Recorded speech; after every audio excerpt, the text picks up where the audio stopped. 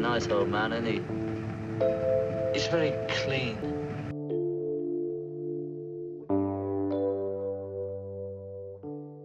For decades, Lennon's death has been surrounded by headlines, speculation, and unanswered questions.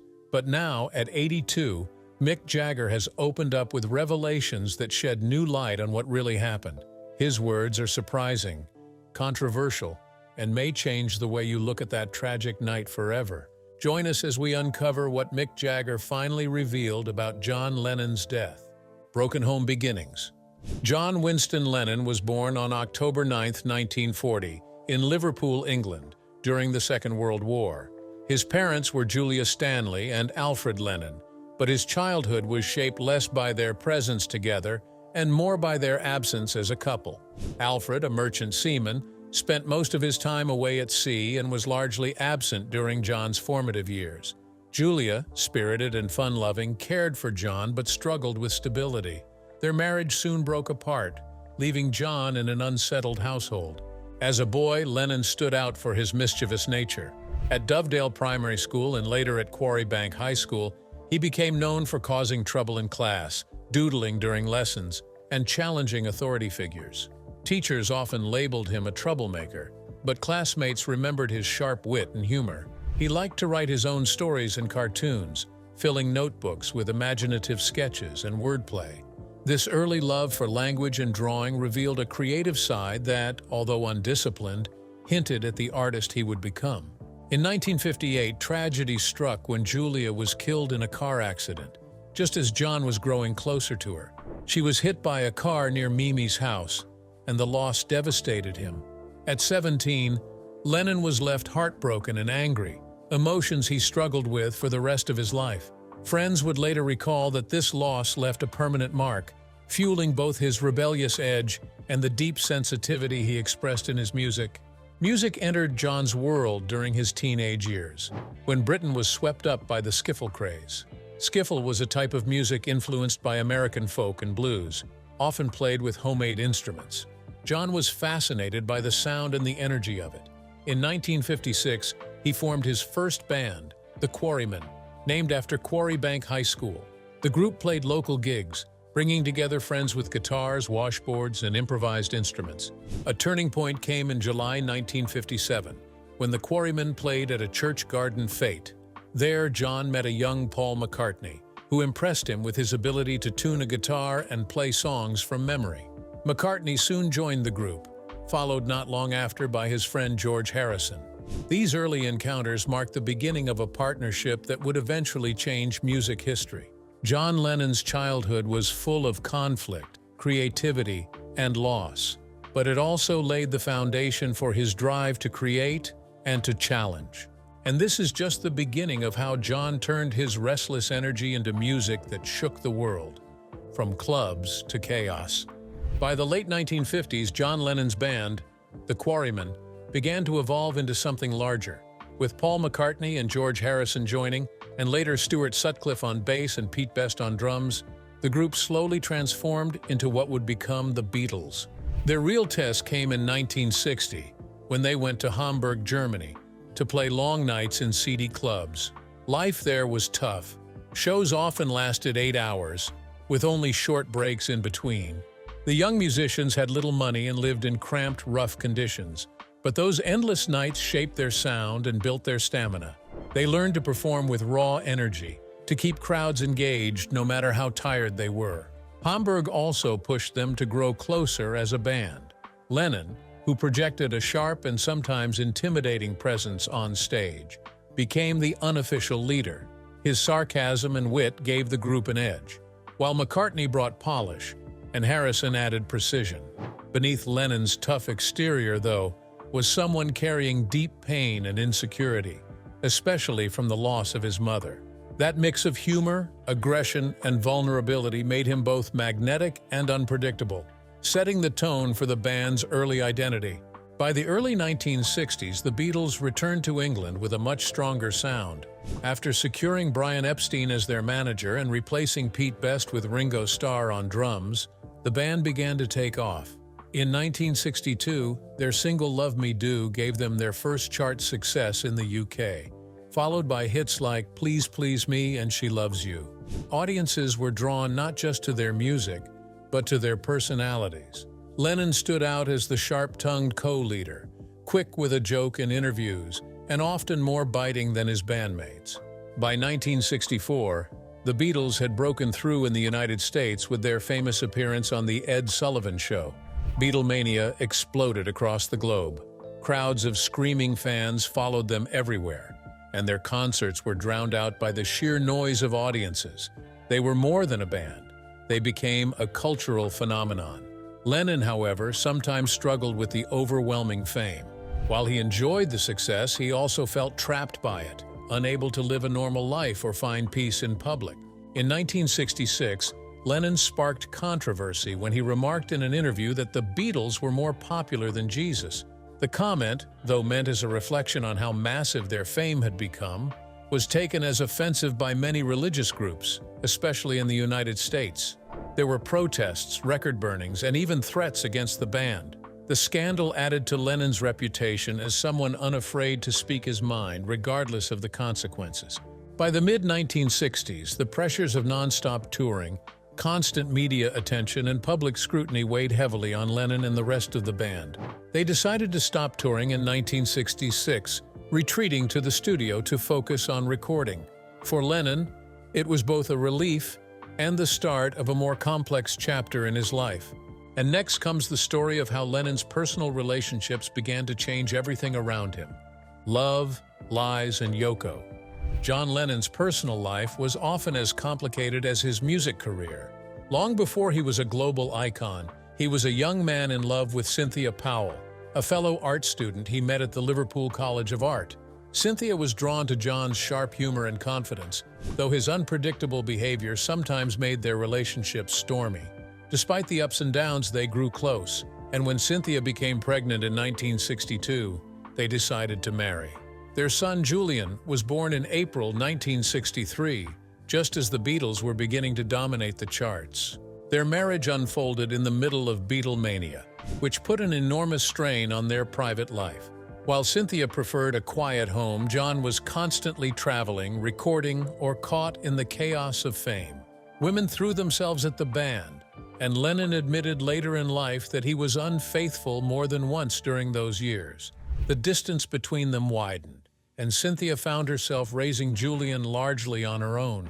At the same time, Lennon's moods could be difficult to handle, swinging between tenderness and aggression.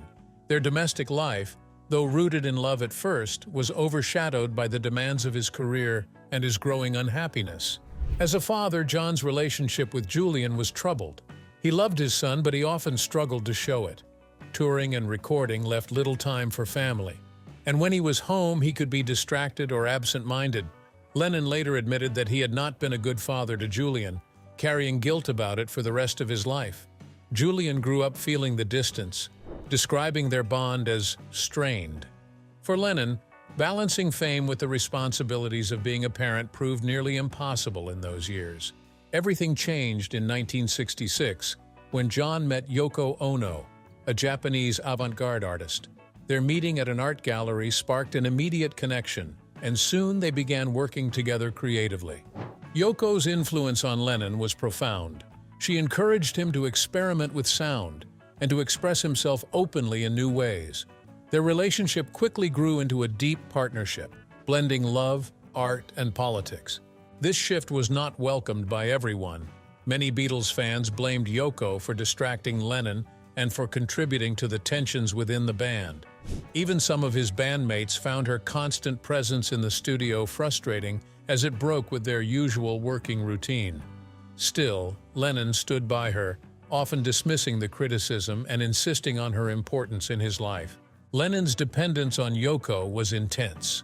He described her as the person who gave him stability and purpose, and he rarely wanted to be apart from her. Their bond was so strong that when they briefly separated in the early 1970s, he referred to it as one of the most painful times of his life. For Lennon, Yoko was not only a partner in art and activism, but also the central figure in his emotional world. And soon, the cracks inside the Beatles would widen, setting Lennon on a very different path. Scandals, affairs, and controversies. By the mid-1960s, John Lennon's life began to shift from the polished image of Beatlemania into far more controversial territory. Drugs, affairs, and troubling behavior became part of his story, often clashing with his public role as a world-famous musician.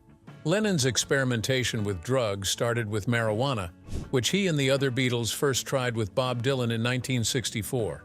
Soon after, he began using LSD, which had a major impact on his outlook and music. Songs like Lucy in the Sky with Diamonds and Tomorrow Never Knows were heavily influenced by his psychedelic experiences. Lennon believed LSD opened his mind to new possibilities, though it also deepened some of his personal struggles. By the end of the decade, he had moved toward harder substances. Heroin became a part of his life, especially during his relationship with Yoko Ono. The drug use left him increasingly dependent and unstable, and it fed into the image of Lennon as someone torn between brilliance and chaos. During the 1970s, Lennon's personal life was marked by what became known as the Lost Weekend. This was an 18-month separation from Yoko Ono, during which Lennon began a relationship with May Pang, who had worked as his assistant. May provided Lennon with companionship, and during this period, he reconnected with his son Julian in a way he had rarely done before. Still, his time in Los Angeles during these years was far from calm. Lennon became part of a hard-partying social circle that included musicians, actors, and other celebrities. Wild nights of drinking often led to public incidents, including arguments, fights, and behavior that embarrassed even his friends. Stories of him being thrown out of clubs or acting out while drunk became part of his reputation. Despite the chaos, Lennon remained deeply tied to Yoko, often speaking about her even during the separation. By 1975, he and Yoko had reconciled, and Lennon returned to New York to begin rebuilding his life with her. Another deeply difficult part of Lennon's personal history was his own acknowledgement of abusive behavior. In later interviews, he openly admitted that in his younger years he had been violent toward women. Cynthia Lennon, his first wife, and others close to him recalled times when his anger and jealousy erupted into aggression. His temper, fueled at times by alcohol and insecurity, made him volatile in relationships. These actions were part of a pattern Lennon himself later regretted, calling it a sign of the darker side of his personality. He often spoke about how he tried to change in the 1970s, confronting his past and working toward a different way of living, though the damage had already been done. And soon, those inner struggles would spill into the very heart of the Beatles, reshaping the band forever. The breakup of the Beatles. By the late 1960s, cracks inside the Beatles were becoming impossible to ignore. John Lennon and Paul McCartney, once perfectly balanced partners, were drifting apart. Their songwriting had grown in different directions, and Lennon was no longer satisfied being part of a team. He wanted an identity outside the band, one that allowed him to create without compromise. George Harrison, too, was pushing for more space as a songwriter, and Ringo Starr sometimes felt caught in the middle. Behind the scenes, arguments about management, finances, and the future of the group created a tense atmosphere. For Lennon, who had always thrived on being direct, the frustrations were overwhelming. Lennon's desire for an individual artistic voice grew stronger after meeting Yoko Ono. With her, he felt free to experiment with sounds, performance art, and political statements that didn't fit into the Beatles' structure. He began bringing Yoko into the studio, which annoyed his bandmates and disrupted the group's usual way of working. Lennon was also increasingly disinterested in writing the kind of upbeat songs that had once made the band famous. Instead, he wanted to express raw emotion and personal truth, even if it clashed with what the Beatles were known for. By 1969, he was openly talking about leaving, though the official breakup wouldn't be announced until the following year. The tensions didn't stop with the band's end. They spilled into the public. Lennon and McCartney began trading criticisms through the press and, most powerfully, through their songs. Lennon's track, How Do You Sleep, from 1971 was a direct attack on McCartney, mocking his music and accusing him of being shallow. The bitterness between them shocked fans who had once idolized their partnership.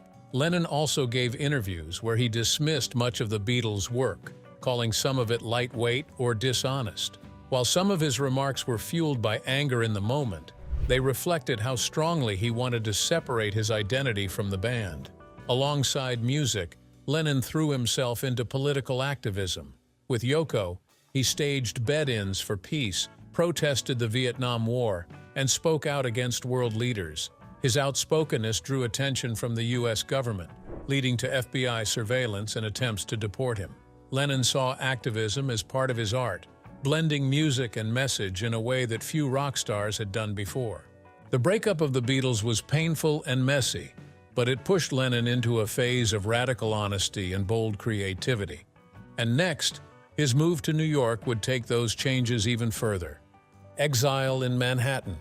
By the early 1970s, John Lennon was ready for a new start. Life in England had become overwhelming, with constant media attention and tension around his career. He and Yoko Ono decided to move to the United States, eventually settling in New York City. For Lennon, America offered both opportunity and escape. He loved the energy of the city, its diversity, and the sense of freedom he felt walking the streets. Together, he and Yoko built a life in Manhattan, living first in Greenwich Village and later in the famous Dakota apartment building on the Upper West Side. Their home became both a private retreat and a hub for artists, musicians, and political activists. But life in New York was not without challenges. Lennon's outspoken opposition to the Vietnam War and his support for radical causes quickly caught the attention of the U.S. government. President Richard Nixon's administration viewed Lennon as a threat, fearing that his influence on young voters could sway the 1972 election. The government began efforts to deport him, citing an old conviction for marijuana possession in the UK as grounds for removal. For years, Lennon and his lawyers fought legal battles against deportation, and during that time, the FBI placed him under surveillance. His phone was tapped, and agents followed his activities closely. Lennon remained defiant, continuing to speak out for peace and justice, but the constant pressure weighed on him and Yoko. It wasn't until 1976 that he finally received his green card, securing his right to stay in the U.S. permanently. Amid the political struggles, Lennon's personal life also changed. In 1975, he and Yoko welcomed their son, John Lennon. The experience was transformative for him. Having been absent for much of Julian's childhood, John wanted to do things differently this time. He made the decision to step away from the music industry to become a full-time father. For 5 years, he devoted himself to raising Sean, cooking meals, and spending quiet days at home. Friends and visitors to the Dakota during this period often remarked on how seriously Lennon took his role, enjoying simple family routines over the chaos of celebrity life. By 1980, Lennon felt ready to return to music, refreshed and eager to create again. His years in New York had reshaped him, offering both challenges and moments of peace he had long been searching for.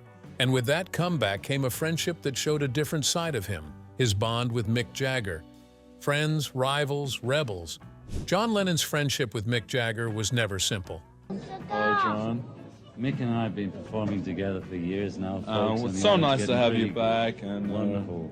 It developed in the middle of the 1960s when the Beatles and the Rolling Stones were both rising fast in the British music scene. At first, there was talk of rivalry between the two groups. Fans and the press liked to paint them as opposites. The Beatles were seen as clean-cut, while the Stones carried a more rebellious image. But behind the headlines, the musicians themselves often got along. Lennon and Jagger met during this period, and while they sometimes clashed, they also shared a sense of respect and recognition for each other's talent. In London during the early years, the Beatles and the Stones moved in overlapping circles. They played at the same clubs, attended the same parties, and saw each other regularly in social settings. Lennon helped write "I Want to Be Your Man," which the Rolling Stones released as one of their first hits in 1963. This kind of crossover showed that despite the media's attempts to frame them as enemies, there was cooperation and camaraderie between the two bands. Lennon and Jagger both thrived on being at the center of the cultural explosion of the decade, and their paths crossed often. Their friendship grew during the late 1960s, when both musicians were experimenting with new sounds and new lifestyles. They occasionally collaborated, the most famous example being the Rolling Stones' Rock and Roll Circus in 1968, where Lennon performed alongside Jagger and others.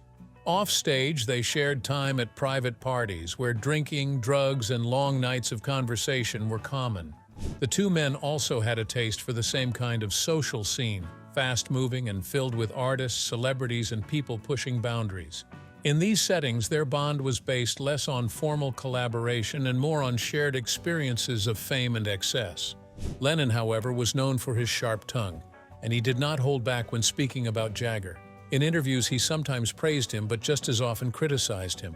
He would joke about Jagger's stage moves or dismiss certain Stones songs, though these remarks were usually mixed with acknowledgement of Jagger's charisma and staying power. Lennon's candid nature made it clear that even with friends, he was not afraid to say what he thought. Jagger, for his part, often spoke of Lennon with admiration. He viewed him as both a competitor and a friend, someone whose talent pushed others to do better. Jagger also understood Lennon's complexity, the wit, the anger, and the vulnerability beneath it all. Their relationship reflected the larger Beatles-Stones dynamic, rivalry in public, but plenty of private respect and shared history. While their friendship was not without tension, it showed how two of rock's biggest figures could challenge each other while also finding common ground. They were never inseparable, but they remained linked as part of the same cultural wave that defined the 1960s. And soon, Lennon's life in New York would take its final turn toward tragedy. John Lennon's death. By 1980, John Lennon was ready to re-enter the world of music after 5 quiet years focused on family life.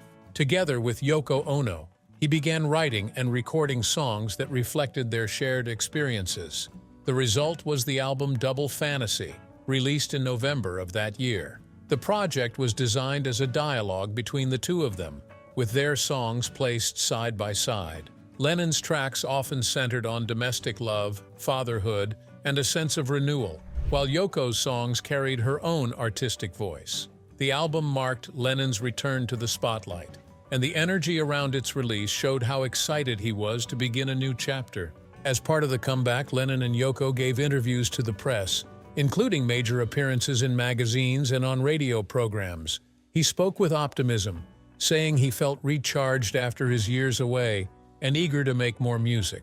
Lennon discussed his creative process, his love for Yoko, and his joy at being a father to Sean. Fans and journalists noticed how different he seemed from the Lennon of the early 1970s. Instead of anger and bitterness, there was humor and hope. The new music, though not universally praised, was seen as a sign that Lennon had more to give after years of silence. At the same time, Lennon's daily life in New York was fairly quiet. He and Yoko lived at the Dakota, a historic apartment building on the Upper West Side of Manhattan. Lennon enjoyed walking around Central Park, shopping, or spending time with Sean. He often stopped to greet fans who gathered outside the Dakota, signing autographs and chatting briefly. Although security was limited compared to today's standards, Lennon believed in maintaining a sense of openness with the public. The atmosphere around the Dakota was usually peaceful, with loyal fans treating it as a place to connect with their idol. On December 8, 1980, the day began normally for Lennon and Yoko. They spent time at a recording session and later posed for a photo shoot with Annie Leibovitz. During the day, Lennon also signed a copy of Double Fantasy for a fan waiting outside the building, Mark David Chapman. Chapman was no ordinary admirer. He had traveled to New York with the intention of confronting Lennon, feeling betrayed by the contrast between Lennon's message of peace and the wealth he enjoyed. Chapman had become obsessed with Lennon, studying his life and even carrying a copy of the novel The Catcher in the Rye, which he claimed influenced his thoughts. That night, after leaving a studio session, Lennon and Yoko returned to the Dakota. As they walked toward the entrance, Chapman waited in the shadows. He pulled out a gun and shot Lennon 4 times. John was rushed to Roosevelt Hospital, but the wounds were too severe and he was pronounced dead on arrival. The news spread quickly, shocking fans and the world. Outside the Dakota, crowds gathered in disbelief, holding vigils that lasted for days. Lennon's final chapter ended suddenly and violently, but the story of his life was far from over in the minds of those who loved him. And next, we can step back and see how all these moments connect to the man behind the music. Mick Jagger on Lennon's death. In 1995, more than a decade after John Lennon's death, Mick Jagger spoke openly about the loss of his friend. His words were respectful, emotional, and deeply personal. He described how shocked and saddened he had been when he first heard the news in 1980. Jagger said the murder felt horribly ironic. Lennon had finally found a sense of peace in his life, only for it to be taken away so suddenly. The tone of his reflection showed not just admiration, but also a sense of pain that had not faded with time. Jagger did not just mourn Lennon as a person, but also celebrated him as an artist. He praised Lennon for writing really wonderful songs and for performing them with power and honesty. To Jagger, Lennon was more than a musician. He pointed to Lennon's wide-ranging creativity, his drawings, his small books, and his willingness to explore new artistic forms. What impressed him most was how Lennon managed to stay modern and forward-thinking without coming across as arrogant. He described Lennon as having a magnetic personality, someone who was both complex and refreshing in the way he approached his work. Another part of Jagger's reflection focused on Lennon's desire for freedom after leaving the Beatles. According to Jagger, Lennon enjoyed the independence of living in New York. He liked that he could walk down the street, hail a cab, or go out without the constant security that had surrounded him in his Beatles years. Lennon believed that in such a big city he could blend into the crowd and live like an ordinary person. This desire for normalcy was an important part of his happiness, but it also left him vulnerable. Jagger spoke about how Lennon avoided bodyguards or strict protection. He thought anonymity in New York was enough to keep him safe. The tragic irony, Jagger noted, was that this choice opened the door for Mark David Chapman to reach him on the night of December 8, 1980. The very freedom Lennon cherished became the thing that exposed him to danger.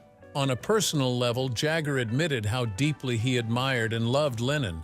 The sadness came not only from the act of violence, but from the fact that Lennon had finally seemed settled in life. Jagger chose not to write about his grief at the time in newspapers, keeping his feelings private until years later. His words showed that the loss was something he carried with him long after the world had moved on. If you enjoyed the video, make sure to like, share, and subscribe for more.